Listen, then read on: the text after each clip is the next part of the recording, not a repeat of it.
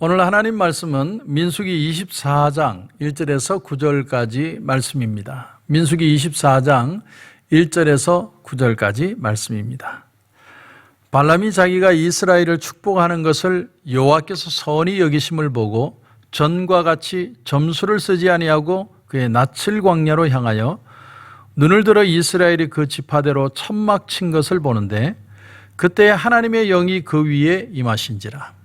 그가 예언을 전하여 말하되 볼의 아들 발람이 말하며 눈을 감았던 자가 말하며 하나님의 말씀을 듣는 자, 전능자의 환상을 보는 자, 엎드려서 눈을 뜬 자가 말하기를 야곱이여 내 장막들이 이스라엘이여 내 거처들이 어찌 그리 아름다운고 그 벌어짐이 골짜기 같고 강가의 동산 같으며 여호와께서 심으신 침향목들 같고 물가의 백향목들 같도다.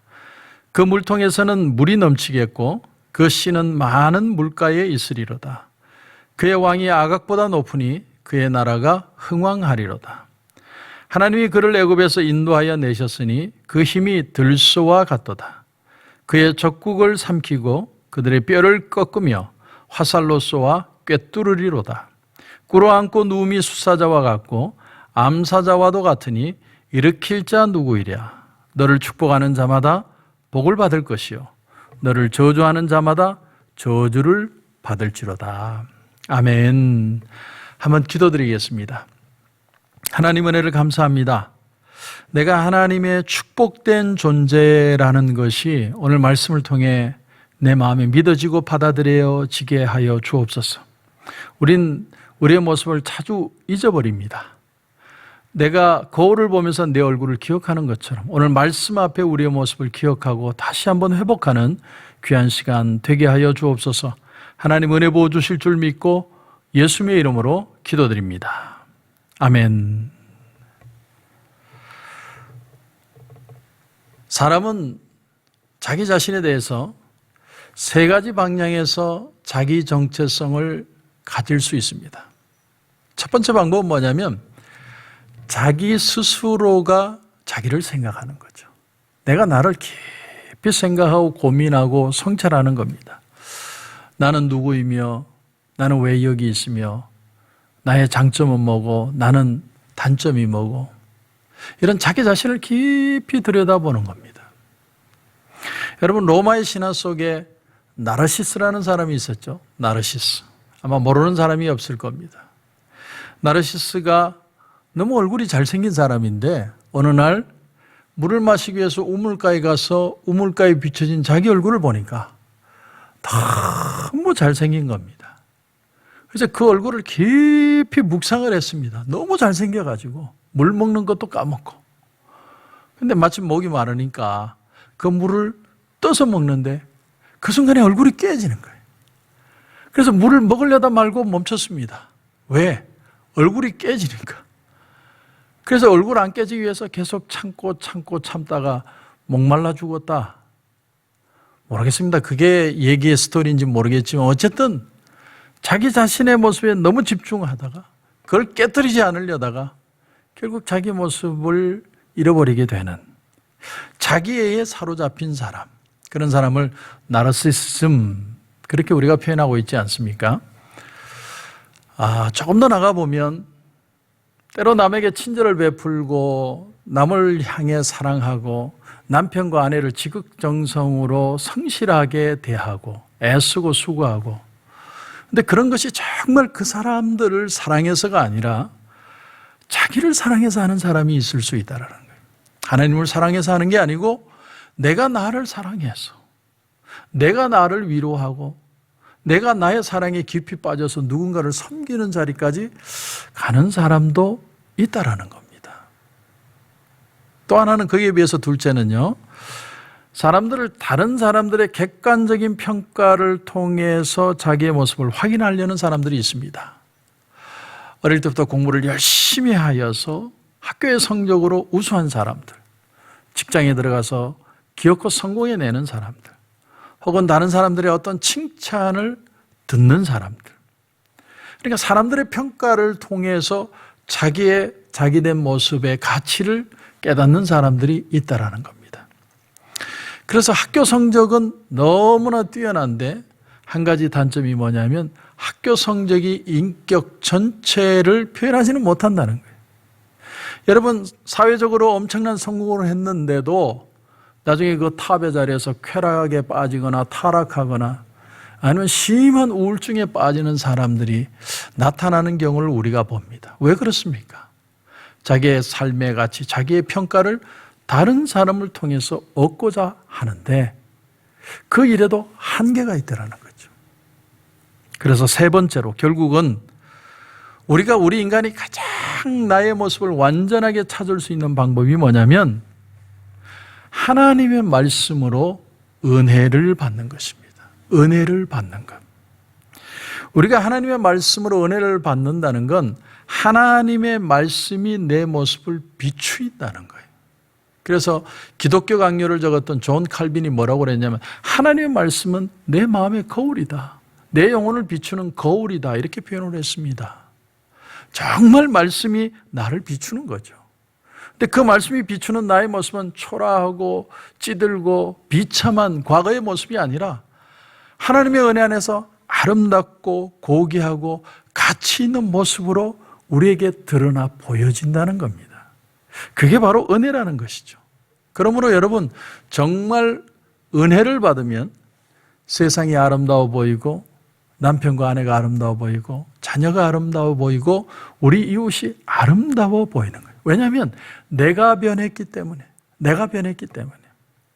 하나님이 아름다운 모습으로 우리를 만져가시기 때문에 그렇게 생각하고 그렇게 바라보고 그렇게 기대하는 마음을 가지게 된다는 거예요.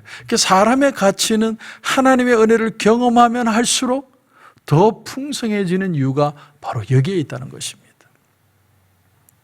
그동안 이스라엘 백성들은 광야를 돌아다니기만 했습니다. 누구와도 자기들을 평가할 수 있는 가치의 대상이 없었습니다. 다른 민족보다 우리가 뛰어난지 못한지 아니면 우리가 비참한 존재인지 의미가 있는 존재인지 아무것도 비교할 대상이 없는 거죠. 그런데 이스라엘 백성들의 이스라엘 백성된 모습, 그 평가를 누가 하느냐면 오늘 본문을 보면 발람이라는 이방술사가 평가를 하는 거예요. 이방인 술사를 통해서 하나님의 자녀된 가치를 지금 증가하고 있는 겁니다. 발람은 어떤 사람입니까? 이 모압의 발락 왕을 통해서 이 이스라엘 백성을 저주해주면 내가 너한테 돈을 주겠다. 그러니까 발람은 이스라엘 백성을 저주하기 위해서 온 사람이에요. 목적은 그겁니다. 내가 돈 벌기 위해서. 사실 이스라엘의 입장에서 본다면 이 발람은 아주 무시무시한 사람이죠. 저주하러 왔는데. 근데 결국 발람의 입에서 나온 얘기가 뭡니까? 오늘 여러분 5절을 보시면 이렇게 고백합니다. 야곱이여 내 장막들이 이스라엘이여 내 거처들이 어찌 그리 아름다운고. 이스라엘이 참 아름답고 고귀하다라는 거예요. 원수의 입에서 이스라엘이 아름답다는 평가가 나왔다는 건 다시 말하면 누가 봐도 이스라엘은 아름답다는 거죠. 이것이 이스라엘의 진정한 가치였다는 겁니다.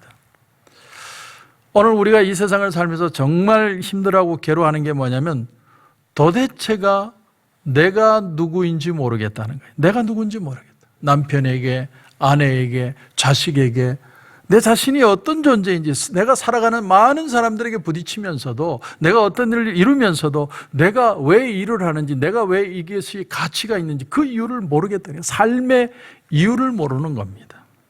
이것이 사람으로 하여금 답답하게 만들고 우울하게 만들고 있다는 거예요. 우린 다른 사람에게 사랑도 받고 인정도 받고 그러고 싶어서 살도 빼고 코도 높이고 뭐 좋은 학교도 나오고 하지만 그렇게 하면 할수록 더 다른 사람들로부터 소외를 당하고 있다는 느낌을 받는다는 거예요. 그런데 오늘 이 말씀이 들려주는 기쁜 소식이 뭐냐? 우리가 은혜를 받기만 하면 하나님의 말씀으로 새로워지기만 하면 우린 우리 자신의 모습도 다시 찾게 되고 나중에는 원수들로부터도 인정을 받는 그런 놀라운 가치의 사람이 된다라는 것을 보여주는 겁니다. 그래서 오늘 여러분 1절을 또 보십시오. 1절을 보시면 발람이 자기가 이스라엘을 축복하는 것을 여호와께서 선히 여기심을 보고 전과 같이 점수를 쓰지 아니하고 그의 낯을 광야로 향하여. 전과 같이 점수를 쓰지 않았다. 아마도 이방 종교인들이 영감을 얻기 위해서 막 자신들의 제사를 드려다가 마치 입신해서 쓰러지는 것처럼 탁 쓰러졌다가 일어나면 뭔가를 막 예언을 하고 그런 방법들을 하는 것 같습니다. 근데 그렇게 할 이스라엘 저주할 방법을 찾지 않았다는 거예요. 왜냐하면 하나님이 이스라엘의 결점이 보이도록 만들지 않았기 때문에. 다시 말하면 하나님이 그 큰 은혜로 그 이스라엘 백성들의 결점을 덮어버리니까 이방인의 술사로는 도저히 이스라엘 백성들의 그 결점을 볼 수 없는 거예요. 하나님의 은혜가 있기 때문에. 그래서 더 이상 그 방법을 쓰려고 하지 않았다. 오늘 발람은 자기의 점성술로 얼마든지 돈 벌려고 저주하려고 세상 말로 하면 무당 구타로 왔다가 하나님의 백성이 얼마나 축복되고 아름다운 존재인지를 깨닫게 되었습니다. 그걸 고백하게 되죠. 사랑하는 성도 여러분, 그렇습니다. 축복은 하나님의 손에 있지 인간의 방법에 있는 게 아닙니다. 24장 끝에 보면 발람은 발람대로 자기 길을 가고 발락은 발락대로 자기 길을 갔더라 이렇게 표현합니다. 이것이 인간이 경영하는 인간의 모든 방법의 끝의 모습입니다. 사람은 계획하고 모의하고 어떤 것을 이루려 하지만 결국 인간은 각자 가는 거예요. 그게 바로 바벨탑 아닙니까? 처음에는 합의해서 뭔가 이루어지는 것 같은데 다 뿔뿔이 흩어지는 거예요. 지금 온 세상이 뿔뿔이 흩어지지 않습니까? 자국의 이익, 자신의 이익, 자신의 가치 모두가 다 뿔뿔이 흩어집니다. 그러나 우리가 하나 되고 우리의 가치를 느끼고 회복하고 치유하고 풍성하고 새로워지게 하는 것이 과연 뭡니까? 바로 하나님의 은혜라는 거예요. 하나님은 나를 하나님의 백성 삼으시고 포기하지 않으시고 지금 고난 가운데 있는 것처럼 보여도 하나님은 정말 풍성한 존재로 우리를 은혜로 인도해 가신다. 그걸 깨닫고 사는 삶이 정말 가치 있는 삶인 것입니다. 오늘 발람의 저주를 하려고 했던 그 사건, 그러나 오히려 하나님의 백성을 축복한 사건을 통해서 저와 여러분이 지금 이 상황에서 저주받은 존재가 아니라 축복된 존재라는 걸 다시 한번 깨닫고 오늘 하루도 믿음 안에 풍성한 은혜를 경험하게 되시길 주님의 이름으로 축원합니다. 오늘 기도 제목을 드리겠습니다. 오늘 기도 제목은 여러분 그렇습니다. 나의 나된 가치는 말씀을 통해서 은혜를 통해서만 알 수 있습니다.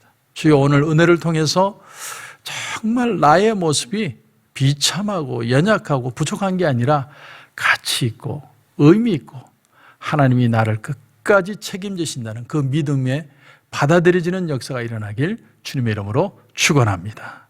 기도드리겠습니다. 하나님 은혜를 감사합니다. 오늘 이 아침에 하나님의 말씀을 대면했습니다.